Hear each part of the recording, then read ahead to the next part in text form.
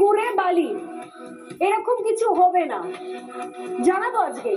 খুব মন দিয়ে দেখবেন আজকে সোজাসুজি স্বর্ণালী আজকের এই স্পেশাল এপিসোড, যেখানে বলবো যে কিভাবে কিভাবে এবং কাদের জন্য বড় বিপদ অপেক্ষা করে রয়েছে, কাদের তথ্য যাচাই হতে চলেছে, কাদেরকে এই মুহূর্তে সন্দেহের তালিকায় রেখেছে নির্বাচন কমিশন, কোন কোন ভোটারদের সন্দেহের তালিকায় রেখেছে, এবং আপনি সেই ভোটারের সেই সন্দেহের তালিকায়, অর্থাৎ যারা অনুপ্রবেশকারী বাংলাদেশি রোহিঙ্গা, তারা সেই সন্দেহের তালিকায় আছে কিনা আজকে কয়েকটা মাত্র পয়েন্ট বলবো, অর্থ দাওয়াই প্রেসক্রিপশন, সেখানে মেলালে বুঝতে পেরে যাবেন যে সে তারা কারা, বাকিদের কোনো চিন্তা হওয়ার কারণ নেই। আর দ্বিতীয় যে বড় খবর দেব আজকে আর কিছুক্ষণের মধ্যেই, আজকে সোজাসুজি স্বর্ণালীর শুরুতেই, তা হচ্ছে যেভাবে কোথাও এআই কে হাতিয়ার করে তৃণমূল কংগ্রেস ঘনিষ্ঠ একটা শ্রেণী, একটা অংশ তারা বিরোধীদেরকে অসম্মান করার জন্য নেমেছিল, ঠিক সেটাই আজকে তার উলট পুরাণের একটা খবর দেব, কিভাবে এআই কে হাতিয়ার করে ভালো কাজটাও হচ্ছে। নির্বাচন কমিশন এবার এআই কেও একটা বড় অস্ত্র বানাচ্ছে, অর্থাৎ আর কোন ম্যানমেড কারসাজি চলবে না, চলবে না, চলবে না। বলবো আজকে এক্সক্লুসিভলি তথ্য দিয়ে সোজাসুজি স্বর্ণালীতে। ঘন্টাখানেকের ঘট্টমেলায় যখন পরীক্ষার হলে বসতাম তখন একটা রচনা প্রায় আসতো, আপনারা নিশ্চয়ই খুব খুব শুনেছেন সেই কমন টপিক, বিজ্ঞান আশীর্বাদ না অভিশাপ। সায়েন্স আসলে কি? সত্যি কি কোনো কার্স অভিশাপ নিয়ে আসছে, নাকি এটা আমাদের জন্য আশীর্বাদ?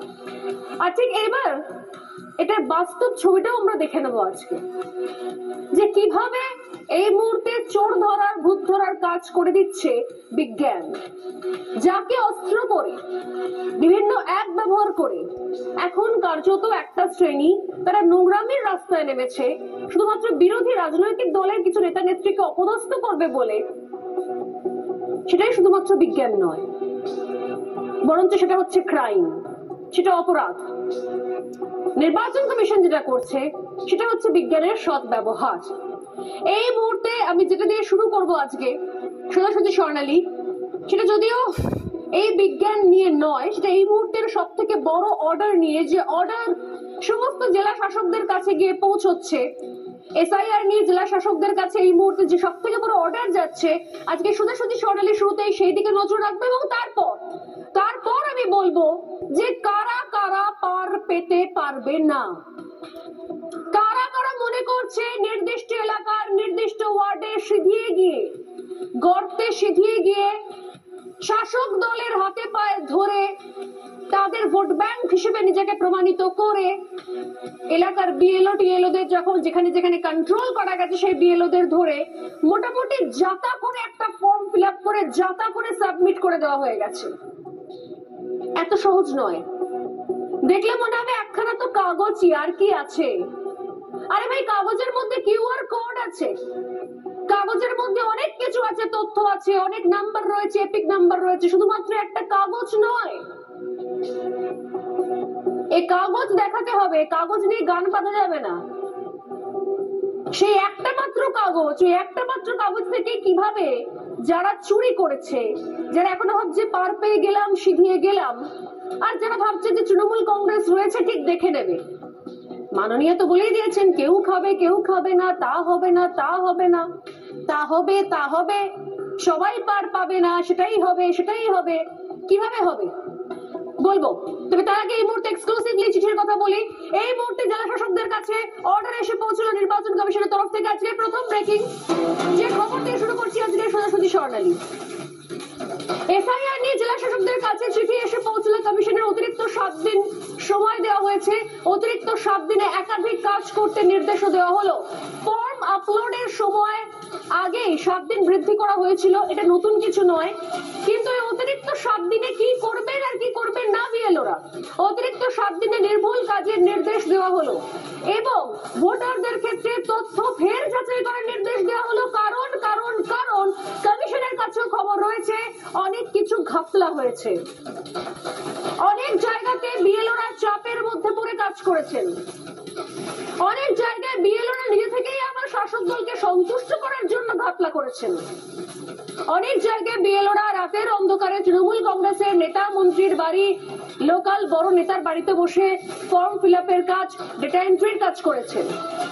কমিশনের কাছে খবর আছে অনেক জায়গায় বিএলওরা শুধুমাত্র কাগজ দিয়েছেন আর নিয়েছেন, দেবে আর নিবে, মিলাবে মিলিবে, আর বাকি ডেটা এন্ট্রি করেছে হচ্ছে আইপ্যাকের ছেলে মেয়েরা এসে। সমস্ত খবর আছে কমিশনের কাছে, তথ্য প্রমাণ সহ, ডকুমেন্ট সহ। এই যারা দেখছেন প্রতিদিন সন্ধ্যাবেলা তাদেরকে জানিয়ে রাখি যে শুধুমাত্র যে বিভিন্ন জায়গা থেকে খবর আসছে, কমিশনে অভিযোগ যাচ্ছে, চিঠি চাপাটি হচ্ছে তা নয়।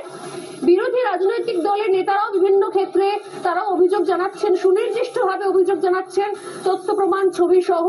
এবং এই যে মেইন স্ট্রিম মিডিয়া, অর্থাৎ যে মিডিয়া যাদেরকে আপনারা দেখছেন রিপাবলিক বাংলা, তার মধ্যে 1 নম্বর এই মুহূর্তে বাংলায়, যারা মিনমিন করে চলে না, কাউকে সন্তুষ্ট করে না, যেটা খবর সেটা দেখায়, এই যে মেইন স্ট্রিম মিডিয়া, যাদের দায়বদ্ধতা রয়েছে সংবিধানের কাছে, যারা দায়বদ্ধতা রয়েছে মানুষের কাছে, আমরা যাতা কিছু ব্রডকাস্ট করতে পারি না, আমরা ভুলভাল কিছু দেখাতে পারি না, কারণ আমাদের আমাদের আমরা কোনো জায়গা থেকে ভুলভাল কিছু দেখালেও আমাদেরকে জবাবদিহি করার দায় থাকে আমাদের। অতএব যে কোনো জায়গা থেকে যে কোনো কিছু ফেসবুকে কোনো কন্টেন্ট নয়, কোনো ভিডিও নয়, মেইন স্ট্রিম মিডিয়া দায়িত্ব নিয়ে যে খবরগুলো দিচ্ছে সেই খবরগুলো দলিল হয়ে থাকছে নির্বাচন কমিশনের কাছে। অনেক সময় অনেক ফেক জিনিস অনেক ইউটিউব, অনেক ফেসবুকে লোকে এখানে ওখান থেকে নিয়ে আপলোড করে দেয়, কারণ তাদের জন্য কোনো আইন নেই, তারা যা খুশি লিখতে পারেন, যা খুশি বলতে পারেন, যা খুশি চালাতে পারেন, তাদের জন্য কোনো আইন হয় না। মেইন স্ট্রিম মিডিয়ার জন্য আইন আছে, মেইন স্ট্রিম মিডিয়ার কিছু কিছু নিয়ম আছে, কিছু ল আছে, সেগুলো আমাদের ফলো করতে হয়। তাই এই যে ব্রডকাস্ট অর্থাৎ মেইন স্ট্রিম মিডিয়ার যে খবরগুলো, সেগুলো কিন্তু নথিভুক্ত হয়ে থাকছে নির্বাচন কমিশনের কাছে, যে আমরা কোন কোন খবর দেখাচ্ছি, কোন কোন তথ্য দেখাচ্ছি। তাই খুব মনোযোগ সহকারে এগুলো কিন্তু অ্যাড হচ্ছে, এবং এই সমস্ত খবর যাওয়ার পরে এই মুহূর্তে নির্বাচন কমিশন বুঝতে পারছে এবং তাদের নির্দেশ দেওয়া হয়েছে। আজ সোজাসুজি স্বর্ণালী শুরু করার আগেই বলেছিলাম যে বলবো যে বিপদ কিন্তু কাটলো না কাদের, অনুপ্রবেশকারীদের। বিপদ কিন্তু কাটলো না কাদের, যারা রোহিঙ্গা বাংলাদেশিদেরকে আশ্রয় দিয়েছেন তাদের। বিপদ কিন্তু কাটলো না যারা এখনো বোচকা বচকে নিয়ে, পোটলা নিয়ে ওপারে যায়নি, যারা বিভিন্ন কোনো বস্তিতে, বিভিন্ন কোনো জায়গাতে, বিভিন্ন এদিক ওদিক অলিগলিতে সিঁধিয়ে রয়েছে, বিভিন্ন তৃণমূল কংগ্রেসের ছোট মোটো নেতার বাড়িতে হয়তো আশ্রয় নিয়ে বসে আছে, আর ভাবছি এসআইআরটা মিটে যাক, তারপর আবার গর্ত থেকে বেরোবো, পিল করে বেরোবো। এখন ইধার কামাল উধার, মানে এই বস্তি খালি হচ্ছে, অন্য বস্তি ভরা হচ্ছে, ওই কলোনি খালি হচ্ছে, এই কলোনিতে চলে আসছে, ভাবছে এই করে করে এসআইআর পর্বটা মিটে যাক। সে গুড়ে বালি, আমি আবারও বললাম, যারা যেন তেন প্রকারেণ যেমন তেমন করে বিএলও ম্যানেজ করে ভেবেছিলেন যে ফর্মটা জমা হয়ে গেল, বাবা এই যাত্রায় বেঁচে গেলাম, তাদেরকে বলে রাখি বেঁচে গেলেন না। এই মুহূর্তে জেলা শাসককে চিঠি দিয়ে বলা হয়েছে যে নতুন করে যে 7 দিন সময় দেওয়া হয়েছে সেখানে আবার রিভিউ করতে হবে, নির্দিষ্ট কিছু ক্ষেত্রে ভোটারদের তথ্য আবার যাচাই করতে হবে। এবার আসে আসল পয়েন্টে, তারা কারা। দরকার পড়লে নোট করে রাখুন, ছবি তুলে রাখুন, স্ক্রিনশট নিয়ে রাখুন, ভিডিও করে রাখুন। এই মুহূর্তে যে কথা বলছি খুব গুরুত্বপূর্ণ। কাদের তথ্য যাচাই করবে নির্বাচন কমিশন, কারা কারা সন্দেহের তালিকায়। আজকে সব থেকে বড় খবর, এই মেগা এক্সক্লুসিভ এপিসোডে আমি আপনাদের দেখাচ্ছি কাদের তথ্য ফের যাচাই করবে নির্বাচন কমিশন। পয়েন্ট নাম্বার 1 মনে রাখুন, 2002 সালে যাদের বয়স 60-এর বেশি, 2002 সালে যাদের বয়স 60 বছরের বেশি, তাদের যদি আবারও নাম জমা পড়ে তাহলে সেটা নির্বাচন কমিশন খতিয়ে দেখবে। কারণ 2002 সালে যাদের বয়স 60 বছরের বেশি, ধরে নিলাম 60, এটা হচ্ছে 2025 সাল, মানে 27 বছর বাদে ধরা যাক তাদের বয়স হয়ে গেল 87। 2002 সালে 60 বছর অতিক্রম করে যাদের নাম ভোটার লিস্টে ছিলেন তারা কতজন 87, 88, 90 বা 95 বছর বয়স পর্যন্ত বেঁচে আছেন। এই যে ভেবে নিয়েছিলেন অমুক তমুককে বাবা বলে চালিয়ে দেব, মৃত ভোটারকে জীবিত বলে সাইন করে দেব, বলবো হ্যাঁ আমার বাবা বেঁচে আছে। তৃণমূল কংগ্রেস শিখিয়ে দিয়ে গেছে, এই বলবি না কিন্তু একদম। আমার দাদু বেঁচে আছে, নাম তুলতে হবে, উনি শয্যাশায়ী, ভেতরে রয়েছেন ভেন্টিলেটরে। এইসব চালাকি চলবে না। নির্বাচন কমিশন এই মুহূর্তে খতিয়ে দেখছে। পয়েন্ট নাম্বার 1 খুব গুরুত্বপূর্ণ। যারা ভাবছেন পার পেয়ে গেলেন, নিজের পরিবারের মৃত ব্যক্তিকে জীবিত বলে চালিয়ে দিলেন, সেগুড়ে পালে সেটা হবে না। 60 বছরের বয়স যদি অতিক্রম করে বা 60 যদি ধরা হয়, মোটামুটি 60 ধরা হয়েছে, তার নাম কি করে থাকছে 2025 সালের এসআইআর এ, সেটা নির্বাচন কমিশন খতিয়ে দেখবে। ভাই 87 বছর ক্রস করে আপনার দাদু, আপনার বাবা, আপনার দিদিমা আদেও বেঁচে আছেন তো, নাকি আপনি নকল নকল বলেছেন, নিজে নিজে ফর্ম ফিল আপ করে দিয়েছেন? কোনটা? আপনারা জানেন যে বাড়িতে অনেক ক্ষেত্রেই আত্মীয় স্বজন হলে যাদের নাম 2002-তে থাকছে, তাদের হয়ে অন্য কেউ ফর্ম সই করে দিচ্ছে।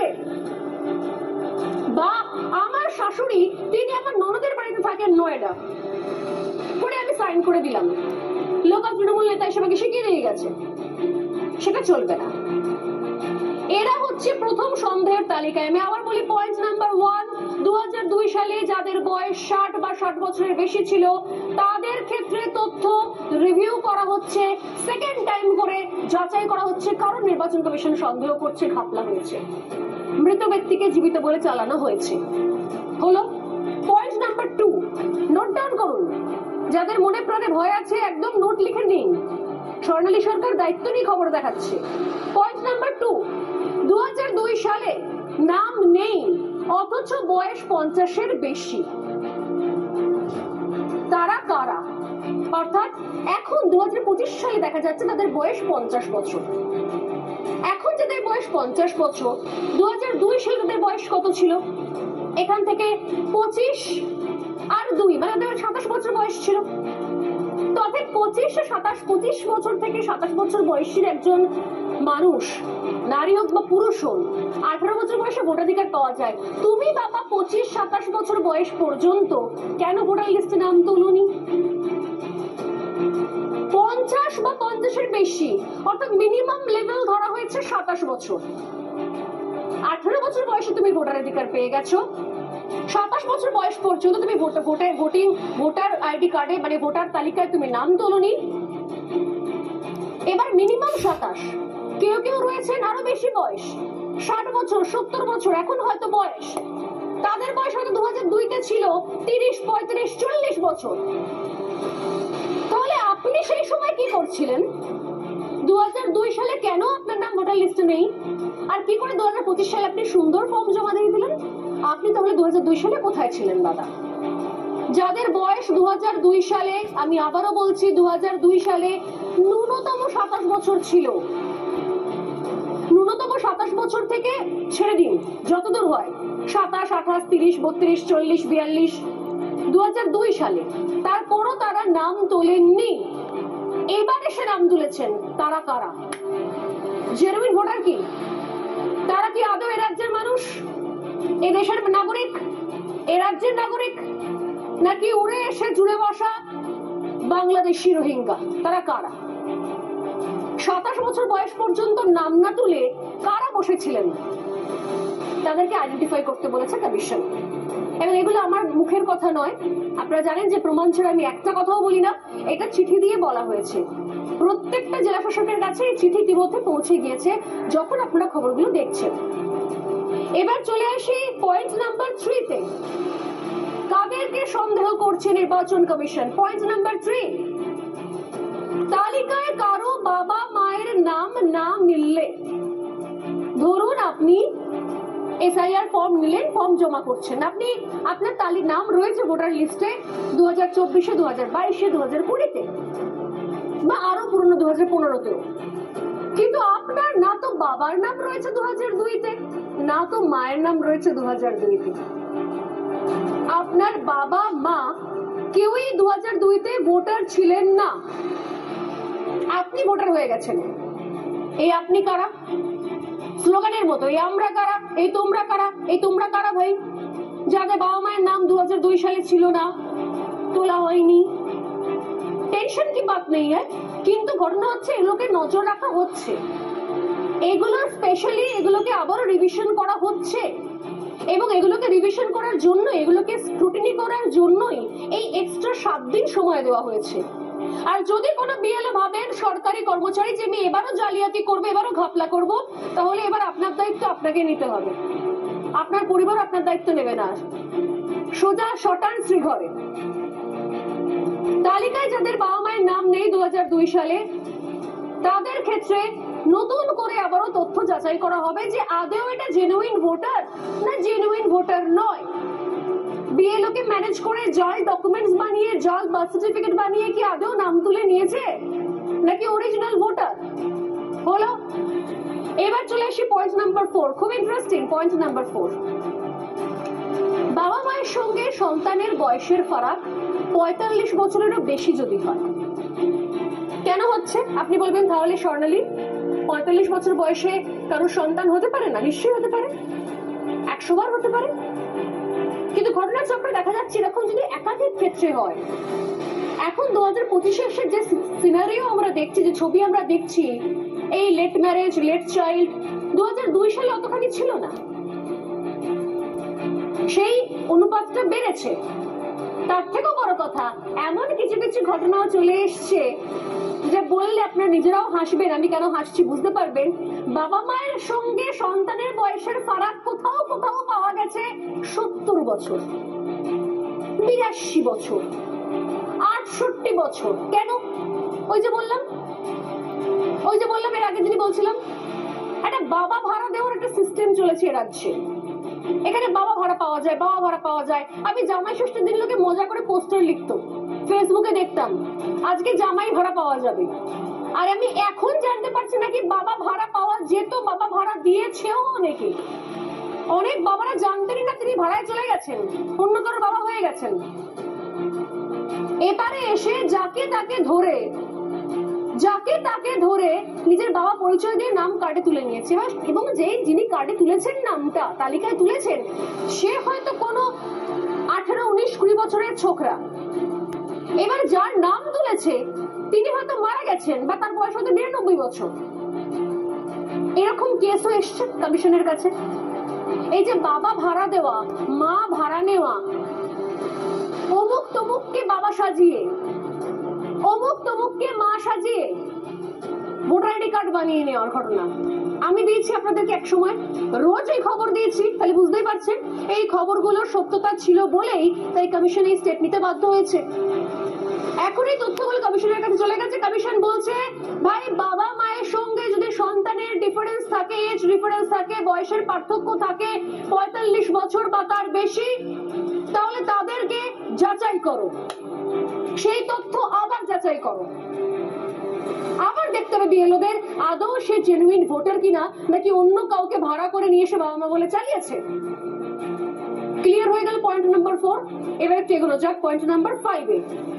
আশা করি যাদের মনের মধ্যে প্রচুর ভয়টা রয়েছে তারা ইতিমধ্যে নোট নেওয়া শুরু করে দিয়েছেন। আমার শো দেখার আগে এবার থেকে খাতা পেন নিয়ে বসবেন, তাহলে সুবিধা হবে। পয়েন্ট নাম্বার 5, বাবা মায়ের সঙ্গে, এটা আরেকটা কেস দেখুন, এটাও হয়েছে। বাবা মায়ের সঙ্গে সন্তানের বয়সের ফারাক 18 বছরেরও কম। এইবার বলবেন যে এইটা কি করে হলো?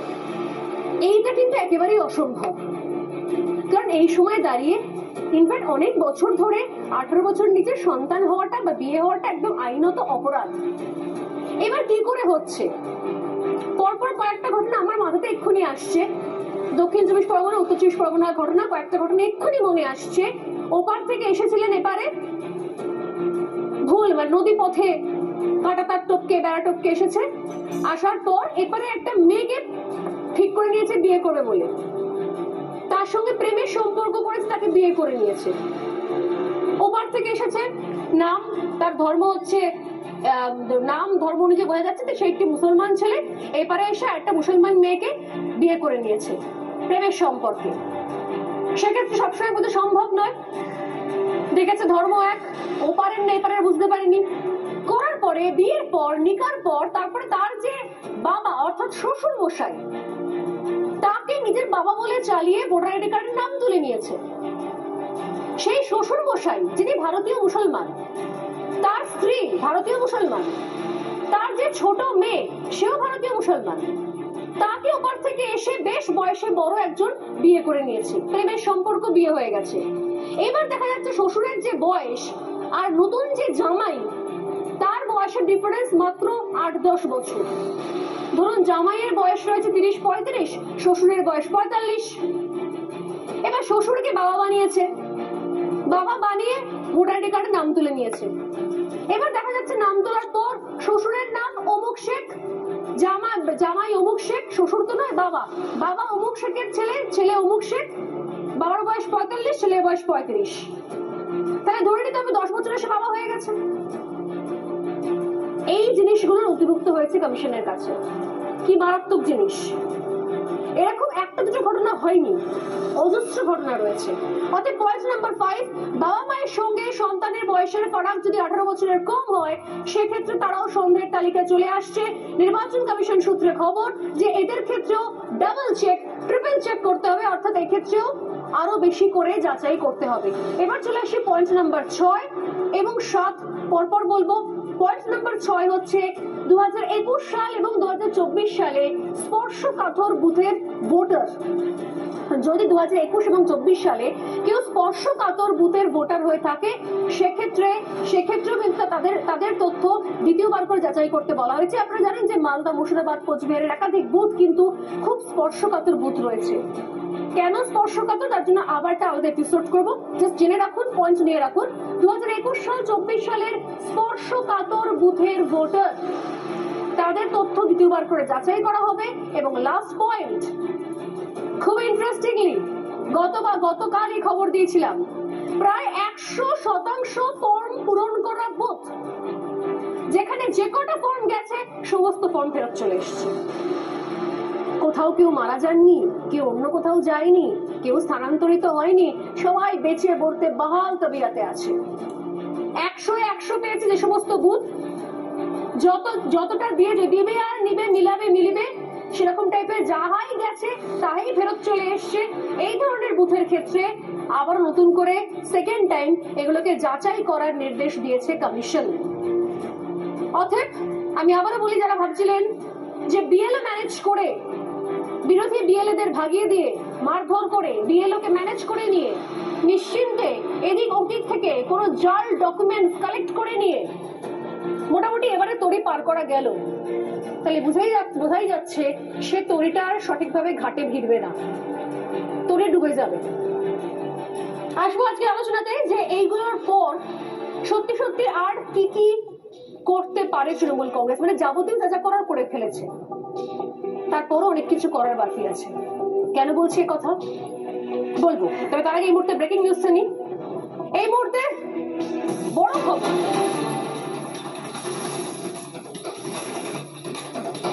রাজ্যে হাজার হাজার বুথে সমস্ত ফর্ম জমা পড়েছে, অর্থাৎ এক্ষুনি যে বললাম আপনাদেরকে, যাহাই গেছে তাহাই ফেরত এসছে। রাজ্যে হাজার হাজার বুথে সমস্ত ফর্ম জমা পড়েছে, কোনোটাই আর ফাঁকির বাদ নেই। সেই সমস্ত হাজার হাজার বুথে সবাই বেঁচে পড়তে আছেন, বহাল তবিয়তে আছেন, সুস্থ সবল রয়েছেন। প্রত্যেকে 2002-তে নাম তুলে রেখেছিলেন, তারা সবাই বেঁচে রয়েছেন। কেউ কোথাও যাননি, কোন রকমের ভোটারের স্থানান্তরকরণ হয়নি। 0 থেকে শুরু করে 10 পর্যন্ত এমন বুথের সংখ্যা যে মাত্র কোথাও হয়তো একটাও ফর্ম জমা পড়েনি, মানে ফর্ম ক্যান্সেল হয়নি, কোথাও খুব জোর হয়তো 5 বা 10টা ফর্ম মাত্র বাদ পড়েছে।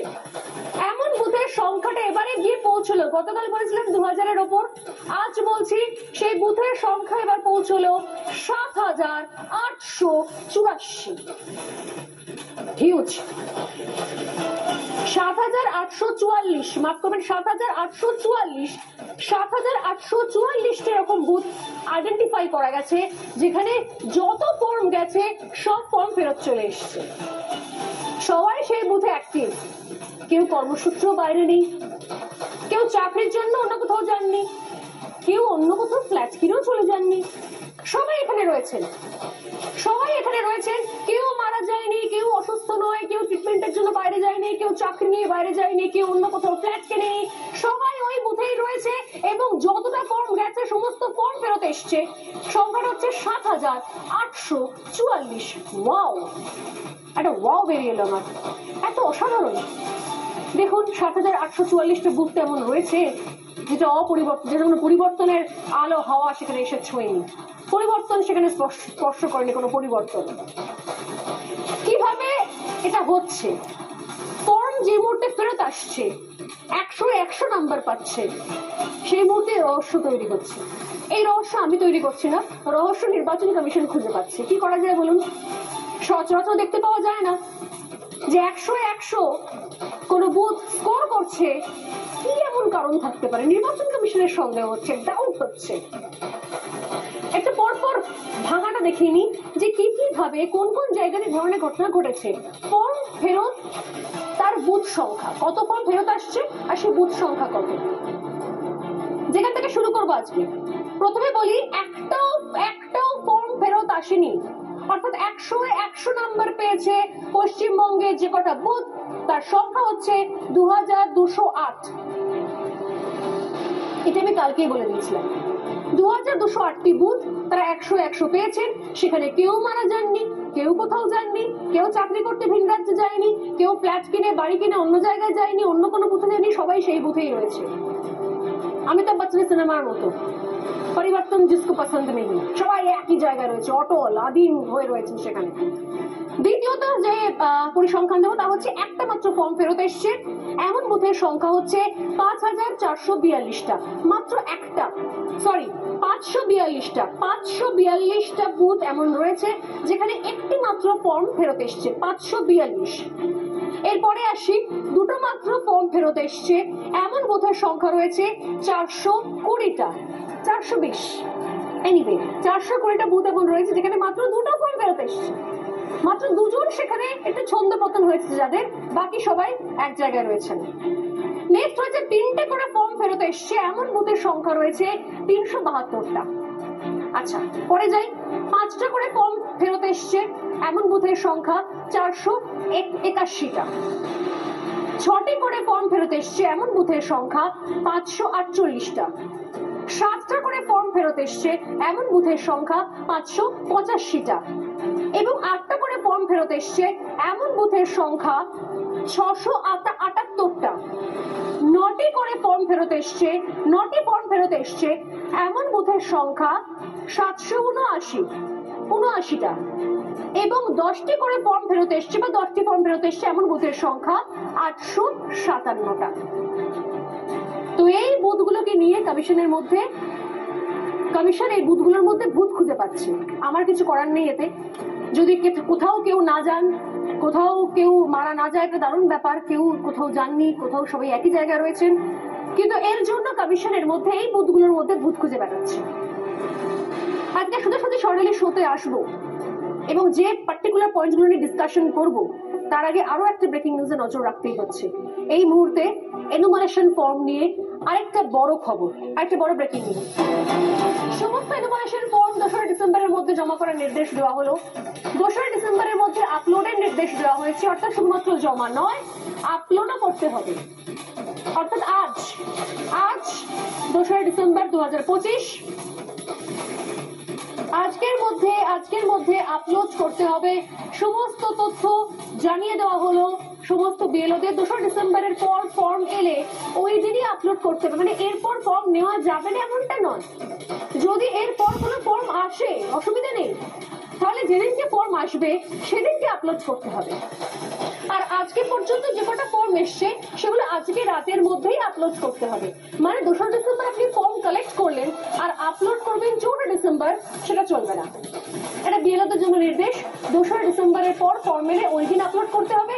আর ১১ ডিসেম্বরের পর যদি কোনো ফর্ম আসে তাহলে সেই ফর্ম জমা করলে সেটা অসংগ্রহযোগ্য হবে, অর্থাৎ সেই ফর্মটাকে আর ক্যালকুলেট করা হবে না, সেটাকে আর ধর্তব্যের মধ্যে রাখা হবে না যদি ১১ ডিসেম্বরের পর কোনো বিএলও ফর্ম জমা করেন। এটা বিএলওদের জন্য একটা ব্রেকিং নিউজ। এবার যে খবরটা নিয়ে আমি আজকে শুরু করব আলোচনা, সেই খবরটা আমি শুরুতেই বলেছিলাম যে আমি বলেছিলাম আপনাদেরকে বিজ্ঞানের একটা ভালো দিক আছে, একটা খারাপ দিক আছে। সামনে চলে এলেই সেটা এআই এর মাধ্যমে আইডেন্টিফাই করা যাবে, এআই এর মাধ্যমে তথ্য বিশ্লেষণও করা যাবে। এবং ভোটারদের যে তথ্য দেওয়া হয়েছে, যে ভোটাররা যে তথ্যগুলো দিয়েছে সেই তথ্যের নিখুঁত স্ক্যান করবে। মানে আমি যেগুলো বললাম এতক্ষণ ধরে, যে সেই ভোটারের বাবা, তিনি কি আদৌ বেঁচে আছেন, অন্য কাউকে বাবা বলে চালানো হয়েছে, কেসটা কি, যাবতীয় অসঙ্গতি, যাবতীয় ভুল জিনিস বা একই নাম, একই এপিক নাম্বার অন্য কারণ রয়েছে, সেটাও নিয়ে নিয়েছে। হয়তো ম্যানুয়ালি যেটাকে আইডেন্টিফাই করা যাচ্ছে না, সেইটাকে কিন্তু এবার এআই অনেক সহজে করে ফেলবে। এবার এআই এর মাধ্যমে এই কাজটা করা সম্ভব হবে, অর্থাৎ এআই এর সাহায্য নিচ্ছে নির্বাচন কমিশন।